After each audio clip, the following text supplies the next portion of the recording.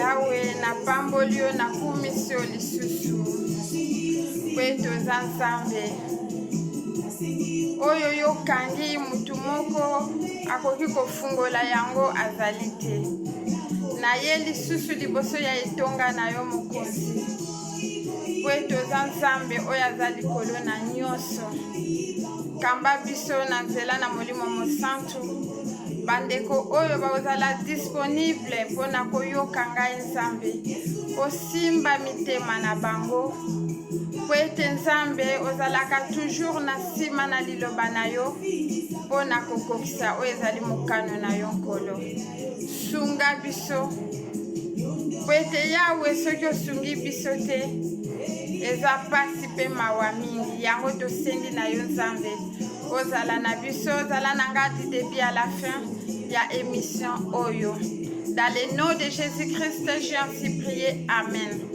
Shalom shalom shalom peuple de Dieu ezanga wa bino lisusu ndeko Caroline na ye kotémoigner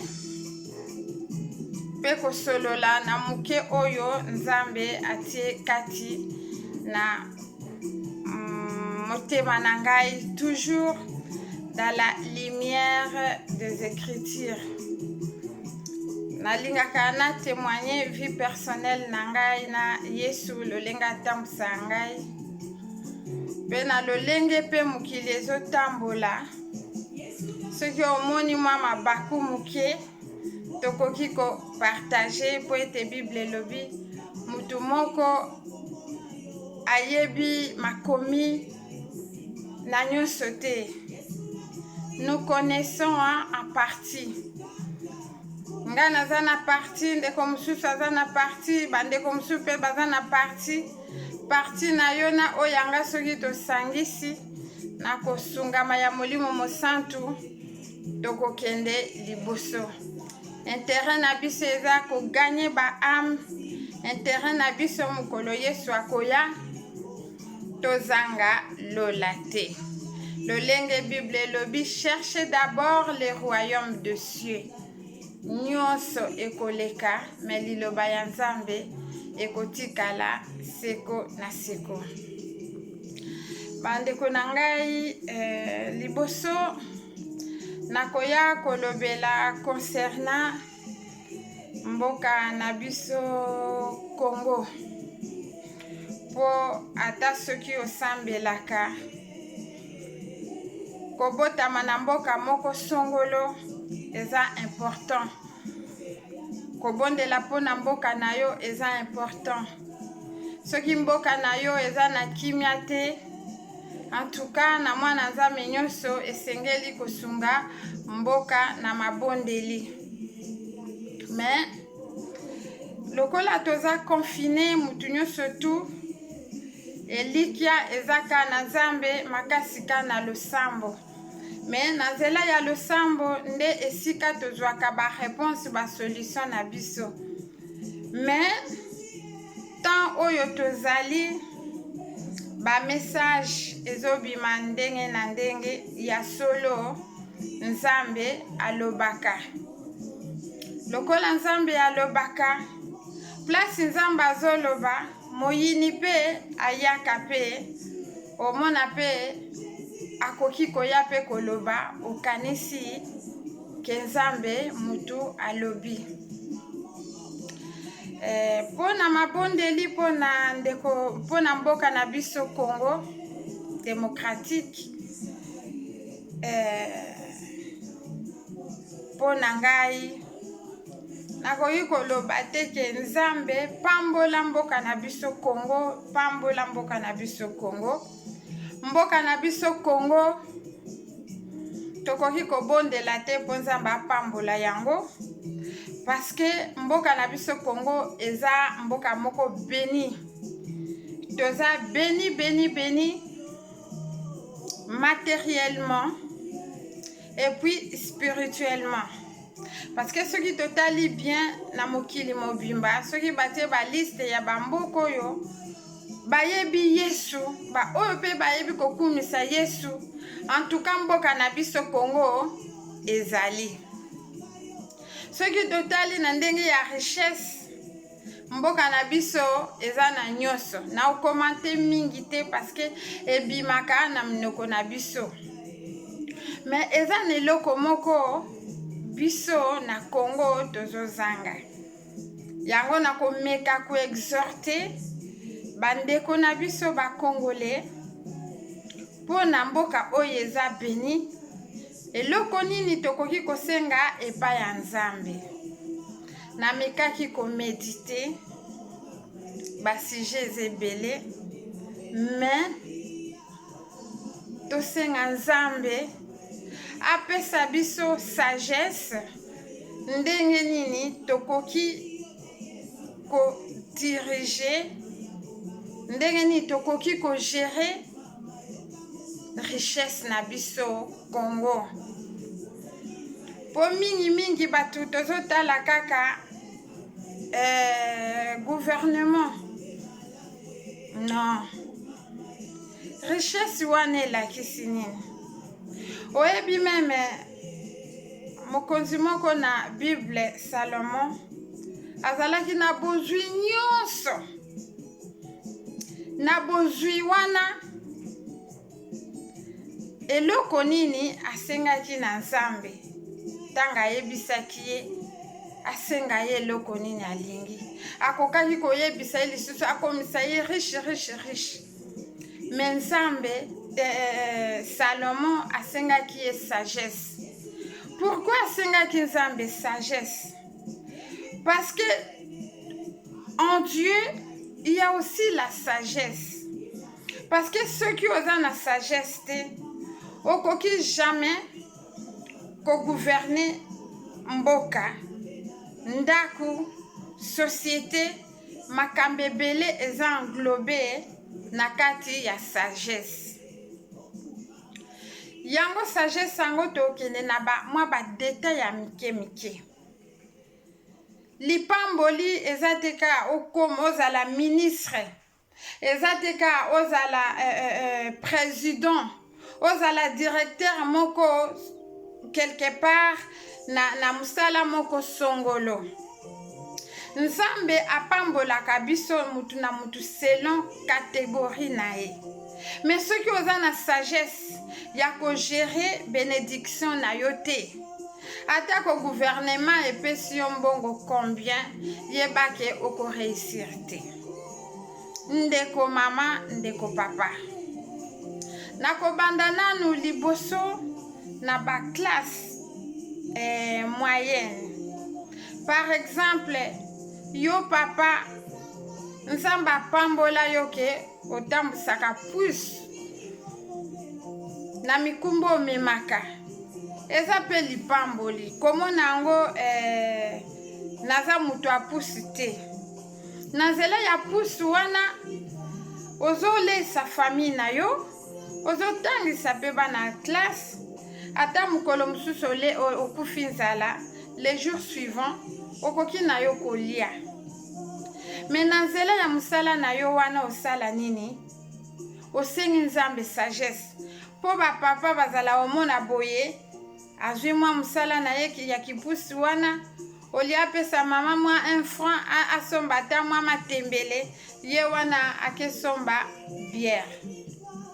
Yo mama otekaka makala na makala na yo wana osengi nzambe okoteka apambola ozwi baclient olie bambongo na yo wana obomba olesa ata mwa bana mwa fufu okomona kabelo osali nini otie mbongo na yo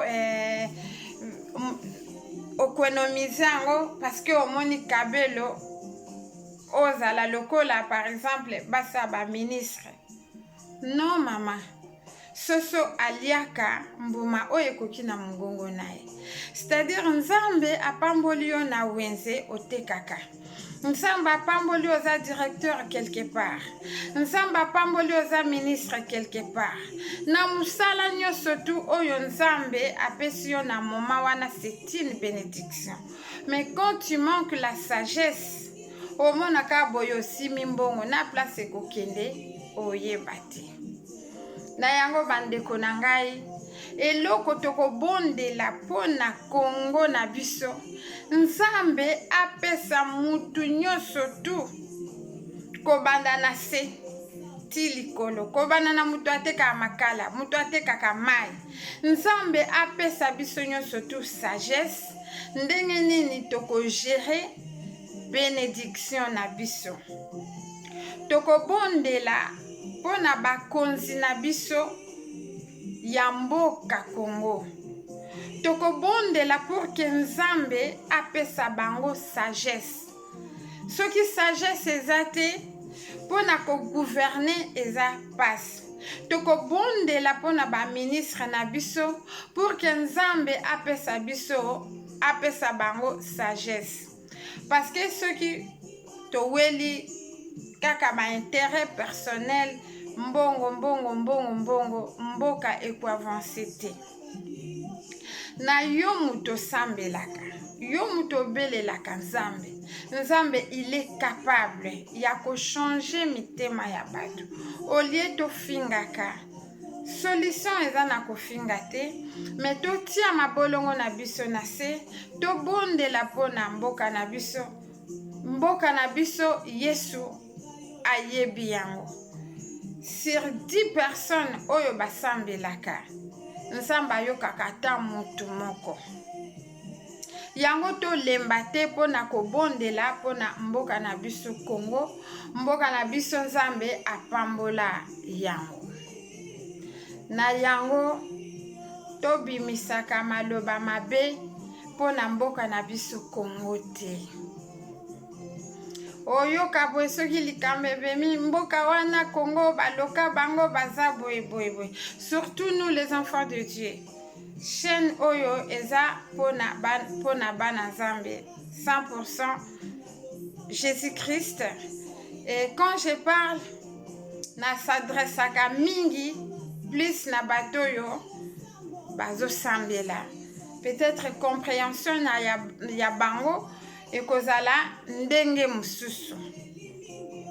Yango kofinga eza mabe, kobimisa maloba mabe pona mboka na biso eza mabe. Tozo bondela totia mabolongo na se, omonaka boye yo muto sambelaka. En tout cas mboka wana Congo peza moye te.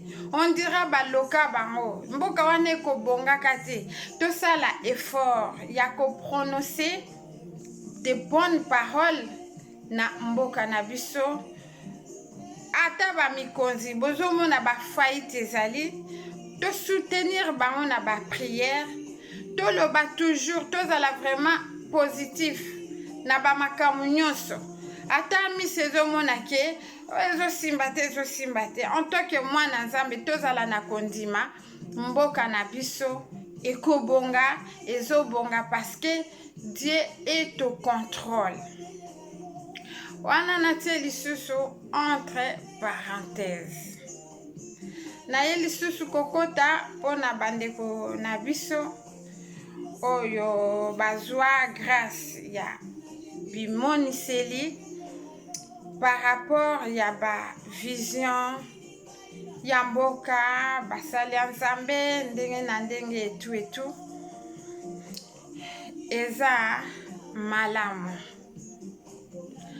Yo papa prophète, yo mama prophétesse, koloba likambo oyo soki Nzambe alobeli yo te, ou soit kolobango publiquement, surtout dans les médias. En tout cas, eza eloko moko, eza engagement moko, eza facilité. Pona koyeba danger ya likambo oyo, soki Nzambe alobeli yo yango te, oye koloba yango, bokotanga yango na Deutéronome, chapitre 18, verset 20. C'est-à-dire que soki Nzambe, soki otangi kuna, omona ndenge Nzambe azoloba, soki olobi likambo, na kombo na ye, oyo ya alobi te, la Bible déclare, ce prophète mourra. C'est trop dangereux. C'est-à-dire makamba prophétie, il faut que ça la yango, attention, très attention. Ceux qui Nzambe alobeli yo loba, ceux qui alobeli yo te eza grave. Ceux qui po ye na kombo ya Nzambe mususu, botanga na Deutéronome chapitre 18, bokoki kobanda même à partir ya 15 atati na 21, bokomona ba détail ya ba prophète oyo bayaka koloba makambu oyo Nzambe alobi te, mais aye alobi. Nalobi te ke oyo ebimaka Nzambe alobela bino te, nalobi yango te. Nzambe Bible ye moko na Bible azo mettre ba prophète en garde. Nga pe lokola natangaka Bible na ye koloba pona liloba Nzambe ebeba te. Parce que prophétie ya Nzambe oyo alobi il faut ekokisama. Soki ekokisami te, c'est que eza ya Nzambe te. Yango bandeko na ngai, ba prophétie pona mboka na biso Nzambe akofrape. Nzambe na bolingo na ye, il y a vraiment dans notre pays les gens qui craignent Dieu, qui prient, qui veulent que Nzambe a changé mboka na biso. Nzambe aza Nzambe mawa, ata yoki mokili mobimba te. Na mboka na biso Congo, Nzambe atalaka ta mutu moko. Nzambe azala na peut-être besoin bato ebele te, toujours une personne oyo azalaka camarade ya Nzambe, oyo soki alobi Nzambe ayokaka ye avec facilement. Na mboka Congo akoki kozanga te. Soki mutu wana ti lelo aza na Congo, Nzambe akodétruire Congo te. Kanda ya Nzambe ekokita te. Po mutu wana ndenge asolola na Nzambe, era omona ke Nzambe alingi abeta Congo, il va intervenir, il va intercéder, ou elle va prier, ou elle va intercéder pour Congo. Ça peut arriver, il y a deux enfants de Dieu, Nzambe alobela bango ba plusieurs fois, plusieurs façons, mais bayokaka te. Nzambe na bolingo na ye abetaka parce que aza papa. Mais ceux qui oza na problème moko personnel na Nzambe alingi abeta yo, mais toute une nation que Nzambe aya boye abeta. Eza na ndeko moko na Bible intercedaki po Nzambe alingaki aboma etonga moko songolo. Alobi azobom Nzambe alobi akokitisa kanda azobondela ye alobi est-ce que ceux qui 50 personnes bazali ata mutu moko oboma ata 50 personnes oboma akiti lisusu na 40 na 30 na 10 jusqu'à ce que tellement il suppliait Dieu pour que ne fût-ce qu'ata na nzela ya mutu moko Nzambe aboma mboka wana te. Mama Nzambe omona ke Nzambe azosilika ozwi chance wana ya kosolola na ye okoki kosiplie te ke Nzambe koboma kande kita na Congo mobimba. Il y a aussi ses enfants ba bien aimé na ye baza na mboka wana obondeli olele Nzambe, je t'en supplie koboma te. Parce que nga mutu pe na osolola na yo na vivaka na mboka wana po Nzambe azoboma mboka wana, c'est-à-dire que kanda na ye ezokita, toi aussi tu es dedans. To linga mboka na biso même spirituellement dans la prière. To enfoncer yango lisusu te na prière. To bimisa mboka na biso bénédiction na biso ezala palpable mutu nyonso tu asimba yango. Na nzela ya sagesse. Soki omoni Nzambe aye kolobela yo ke nalingi nasala kanda nange lingi ekita na mboka wana, bondela ye kotika ye takende bongo, supplie ye, loba Nzambe pardon koboma mboka Kongo te. Kanda na yo, imagine kanda na yo kandenge ezalaka. Pardon, bondela ye, aza Nzambe mawa aoyoka. Nzambe ayebi ba faiblesse na biso. Soki Nzambe akomotalaka ba erreur na biso bando silika, qui peut résister devant la colère de Dieu? Tozozwa ba message moko Nzambe alobi po eza dialogue. Osololi na ye pe oloyebisi ke papa pardon na bondeli yo. Supplie ye jusqu'à ce que kanda wane kita. Soki aza na kanda ata mutu moko belela olobi ke eske na mboka wana ata mutu moko atambolaka na kobanga yo te. Na nzela ya mutu moko ekoki ko sauver peuple. Yango Nzambe abatela biso nyonso tu. Ezala ba oyo baza libanda ya mboka, ezala ba oyo baza na mboka na biso Congo. Notre pays, Dieu il est au contrôle. Tobange loko moko te. Totia mabolongo na se. Nzambe alingi Congo mingi. Parce que mboka wana Congo tokitisaka kembo ya Nzambe. Eza na mboka moko te ezangi mabe. Tout comme yo, tout comme ngai, mutu nyonso tu azalaka na ba défaut na ba qualité. Mboka na biso Congo eza pe na ba défaut nango. Mais malgré tout ça, to linga pe mboka na biso Congo na ba défaut nango. Mais ba défaut nango to memango ni kulusu nde kuna nde place tozwaka changement, kuna nde place tozwaka délivrance, kuna nde place tozwaka solution. Bible lobi maudit l'homme qui se confie à l'homme. Boti elikia na batu na batu gouvernement te. ni na président. Botielika na Yesu Kristu.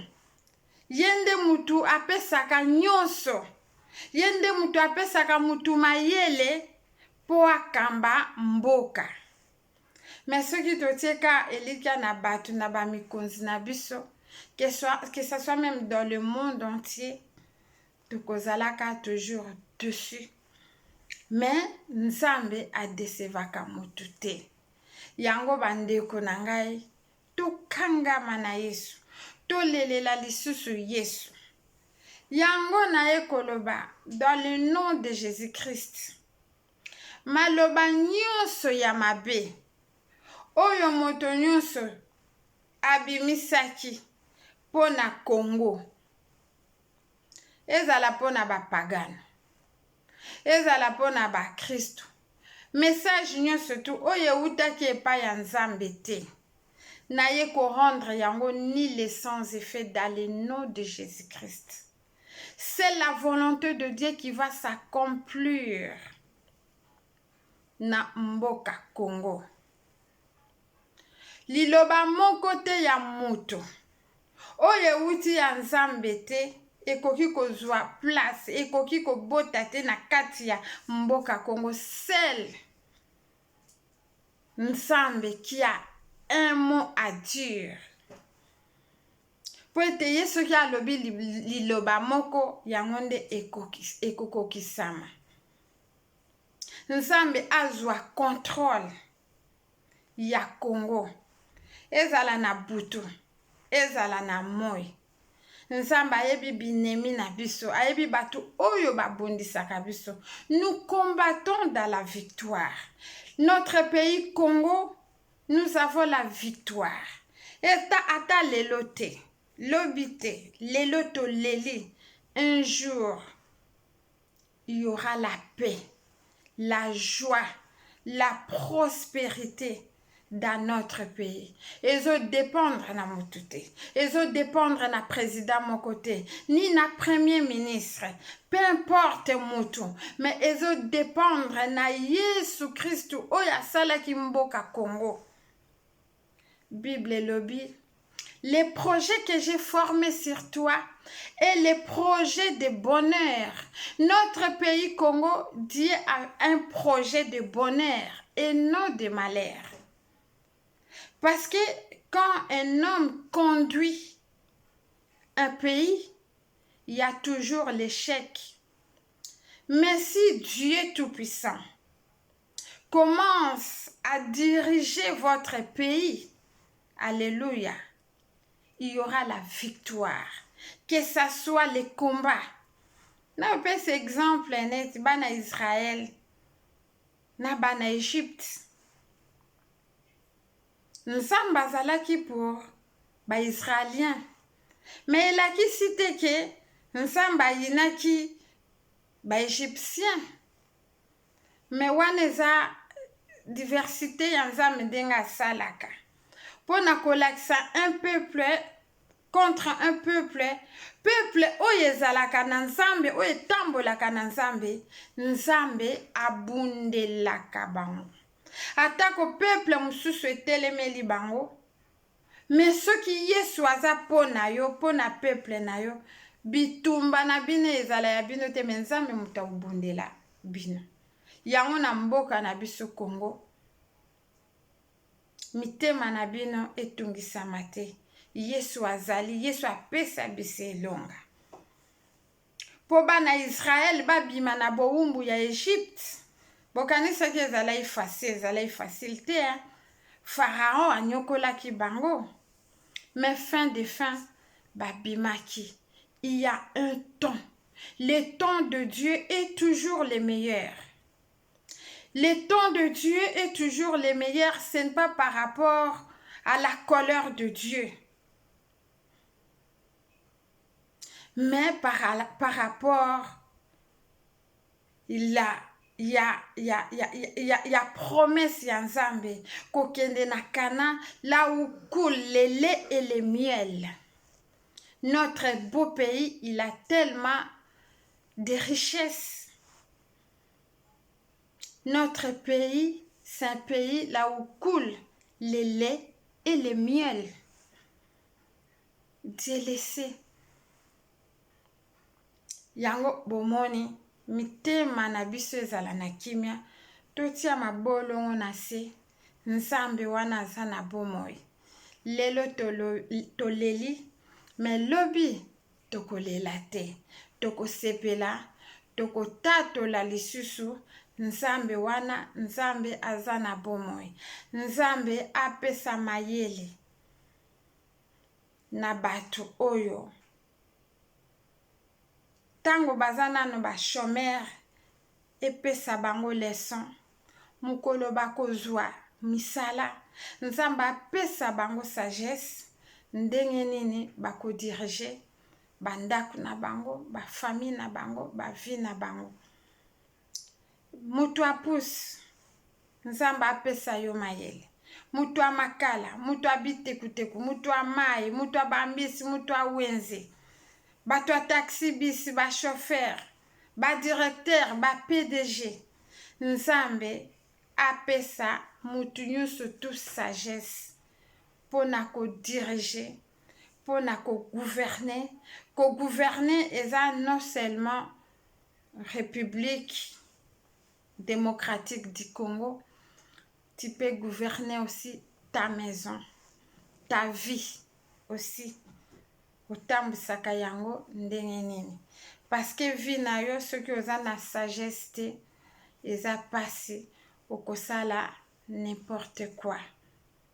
Yango juste moi exhortation nalingaki na solola na bino po ete tan oyo toza eza pasi mingi totika vraiment kofinga totambola na kobanga nzambe ata soki osambelaka te korespecte ndeko na yo eza lokolo ozorespecte nzambe ndenge Bible elobi soki omoni moninga na mabe luka ye bosolola kofinga eza mabe Yesu Kristu akuta biso na mafinga te botala ndenge mokili yango ndenge ezokende lelo peut-être oza échappé na maladie oyo soki nzambe atiki yo na bomoi ya un pourquoi pour que ochange yango soki lelo oza pe na pema kumisa nzambe soki po oza ya kobela kumisa nzambe soki po oza ya kolela kumisa nzambe na ba circonstance nyonso tu tokumisa nzambe pona kosukisa naye kopesa ndeko nanga frère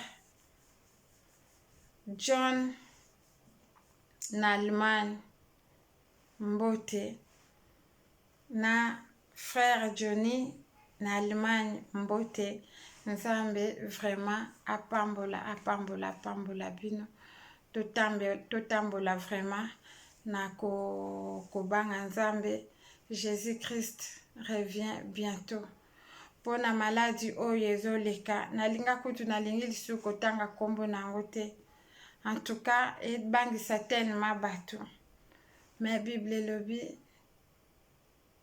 mitema na biso etungisama te Dieu il est au contrôle pona biso ba chrétien pe tozoloba mingi il y a des gens qui pensent que ba oyo bazokufa na maladie wana ce sont pas il y a que des païens ou bien bayebi nzambe te non j'ai appris il y a même des enfants de Dieu bazokufa ah oui ce n'est pas que ceux qui osent mwana nzambe okufi na maladie wana que Dieu t'a pas protégé ou il y avait pas de sang de Jésus dans ta vie ou dans ta maison non ce n'est pas ça nzambe aza souverain apermetaka makambo mosusu oyo peut-être elekelaka biso bato tokoloba kaka que sa volonté soit faite maladie oyo ezosimba ezala bapagano ezala